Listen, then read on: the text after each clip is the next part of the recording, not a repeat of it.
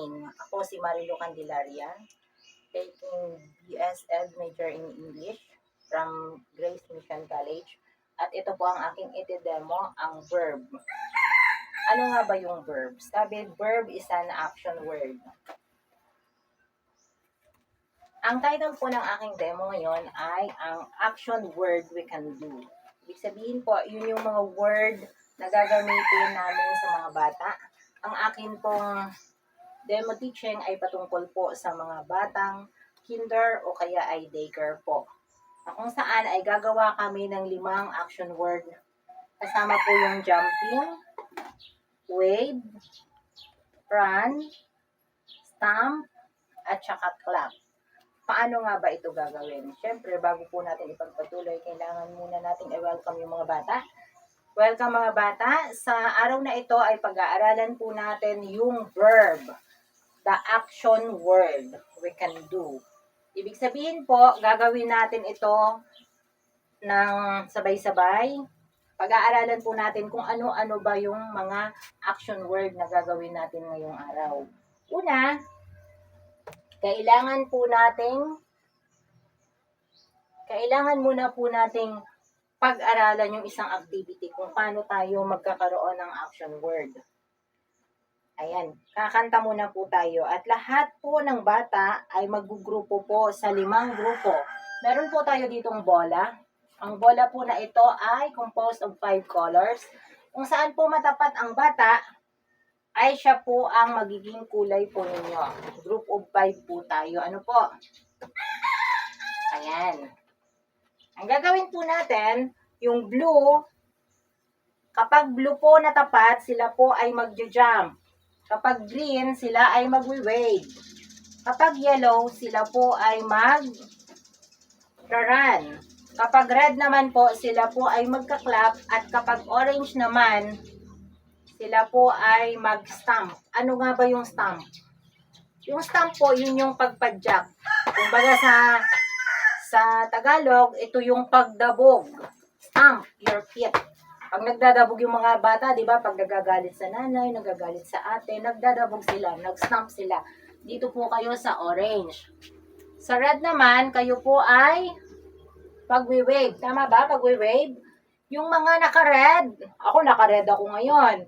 Kaya mag-wave din ako, kasama ako sa mag-wave. Paano nga ba mag-wave? Parang si Sandara, ano po, mag-wave. Ito naman po yung yellow ay magja-jump. Tatalon. Paano ba tumalon? Parang mahirap tumalon. Ayan, tatalon tayo, ganyan. And yung mga green naman po ay magra-run po sila. Run. Tatakbo, ano po? And yung mga blue naman po, sila ay ano nga ba yung gagawin ng mga blue? Sila ay magwi-wave. Sila ay stamp, wave. Clap, tama ba? Clap, run. Ano pa yung isa? Jump. Ayan. Balik-baliktad na yata. Nagkamali na. Ano po? Ayan. Basta po, kapag sinabi ko na magja-jump yung isang grupo ng color, sila po ay magja-jump. Kapag tinawag ko po kayo, kayo po ay magja-jump. Ano po? Sige, magpi-play po tayo ng music.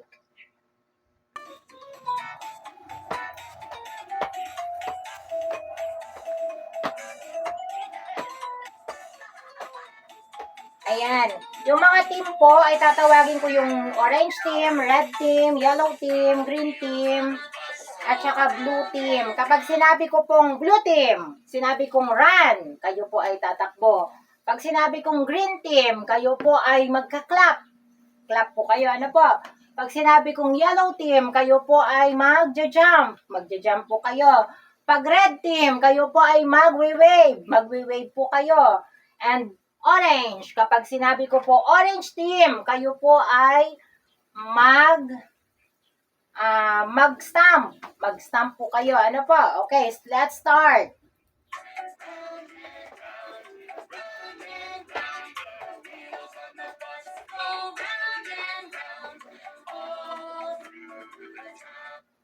Okay, red team, run. Ayan, nagra-run po yung mga red team. Okay. Isa pa.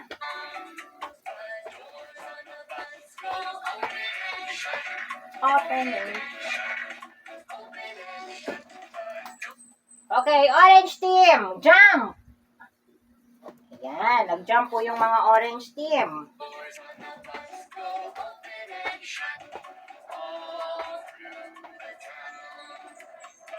Yellow team, run! Ayan, nag-run na po ulit yung yellow team.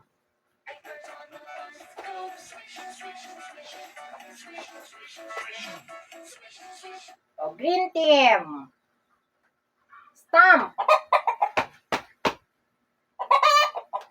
Okay.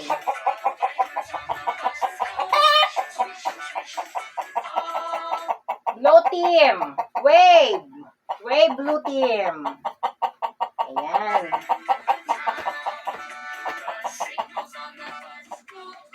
Red team, clap. Paano ba mag-clap? Ayan. Okay, let's move na po. Para po sa ating sunod na lesson. Okay, para po sa ating objective sa araw na ito, bali, ang ating pong objective ay syempre para matutunan po ng mga bata kung ano nga ba yung mga salitang jump, clap, stomp, run, and wave. Paano nga ba ito gawin? Paano ba ito isabuhay? Ano po, yun po yung pinaka main objective natin ngayong araw.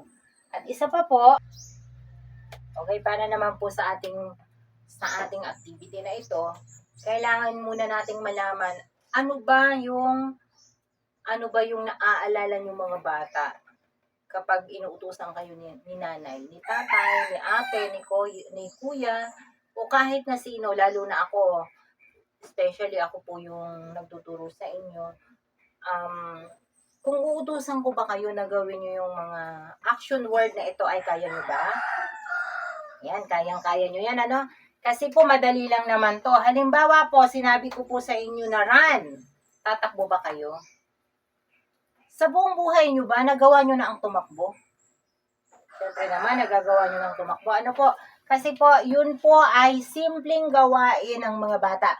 Pinaka-exercise nyo na po yung run. Ano po? Yung stomp naman, nagagawa nyo bang mag-stomp? O nagagawa nyo yun malimit kapag sumasayaw tayo. Di ba, kinakanta natin parati yung if you're happy and you know. Di ba, merong stomp your feet. Ayan. Parati natin yung nagagawa. And yung sumunod po ay yung clap. Nandun din yun sa kanta. If you're happy and you know, clap your hands. Ayan. Kaya alam na alam po ninyo kung paano mag-clap. Ano po?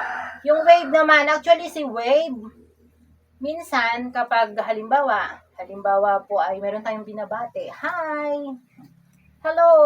Nagwe-wave po tayo. Wave po yung wave ng pagbate, ng greetings. Ay, yun naman pong jump. Actually sa akin bilang matanda na kaysa sa inyo, mahirap nang tumalon. Pero sa inyo mga bata, napakadaling tumalon, hindi ba mga bata? Ayan. Yun naman pong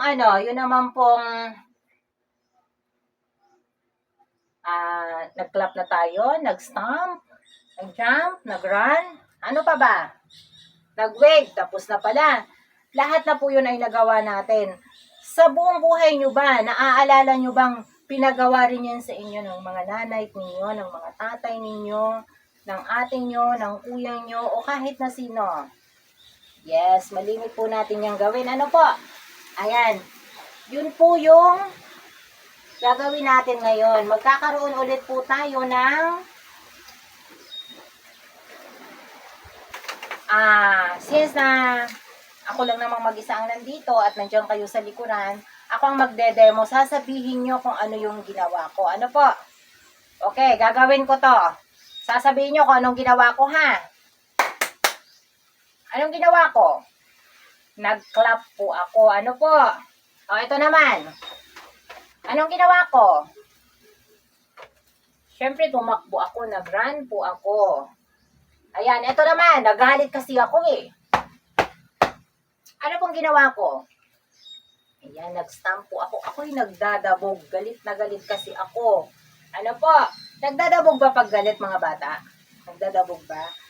Minsan, pero karamihan, yung mga bata talaga mahilig magdabog. Ano po?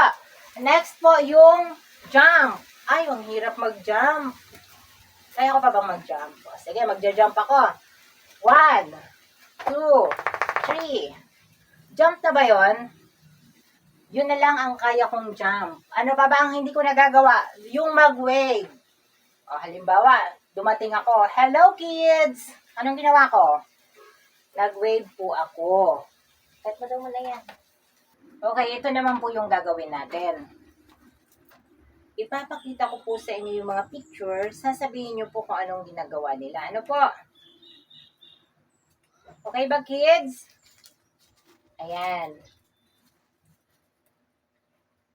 O, tignan nyo po ito.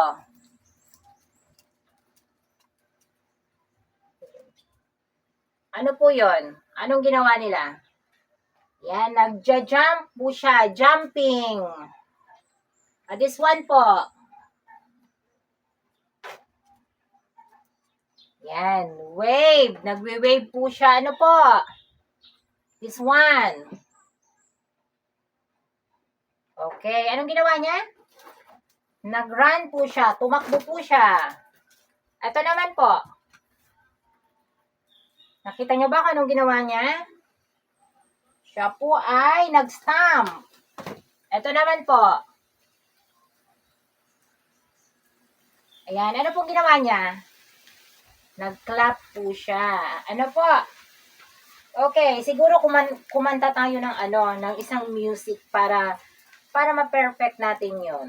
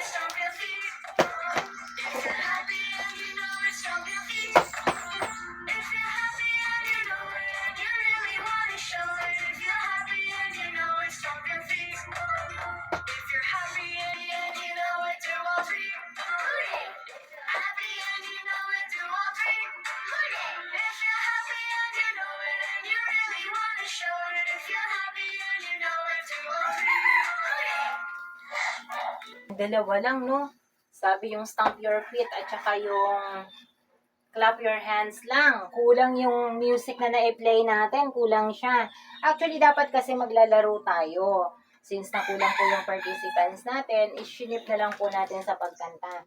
Dahil alam ko naman po na kayong mga bata, alam nyo na kung ano yung gagawin nyo dito sa mga action word na ito.